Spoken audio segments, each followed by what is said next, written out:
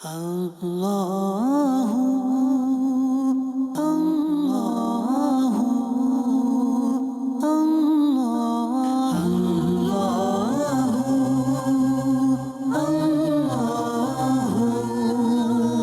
جنوبی پنجاب کے ضلع ڈیرہ غازی خان کی تحصیل توسا شریف میں پچھلے دنوں ہونے والی طوفانی بارشوں اور سیلاب کے باعث بڑے پیمانے پر تباہی رونما ہوئی تھی، جہاں سینکڑوں دیہات زیر آب آ گئے اور ہزاروں افراد بے گھر بھی ہوئے۔ اللہ پاک کے فضل اور امیر اہل سنت کی دعا سے ایک مرتبہ پھر FGRF نے مشکلات میں گھری دکھیاری امت کی خیر خواہی کا سلسلہ شروع کیا۔ اسی سلسلے میں رکن شورا حاجی محمد اسلم اتاری توسا شریف کے اطراف بستی احمدانی میں پہنچے، جہاں رکن شورا نے طوفانی بارشوں اور سیلاب سے ہونے والے نقصانات کا جائزہ لیا اور متاثرین سے ملاقات بھی کی۔ ایک مسجد میں اسلامی بھائیوں کے درمیان بیان فرمایا اور مشکلات پر صبر و شکر کرنے کا ذہن دیا۔ رکن شورا نے دیگر ذمہ داران کے ہمراہ عاشقان رسول میں پینے کا صاف پانی، راشن اور پکا ہوا کھانا بھی تقسیم فرمایا۔ اس بستی میں دعوت اسلامی کے تحت زیر تعمیر مدرسۃ المدینہ اور مسجد کو بھی نقصان پہنچا، جس میں رکن شورا حاجی محمد اسلم اتاری نے صفائی کروا کر نمازوں کا سلسلہ دوبارہ شروع کروایا۔ اس حوالے سے FGRF کے ذمہ دار نے مدنی خبروں کو بتایا۔ اس وقت ہم ڈسٹرکٹ ڈیرہ غازی خان کی تحصیل توسا شریف کی بستی حمدانی میں موجود ہیں، اور یہاں پر سینکڑوں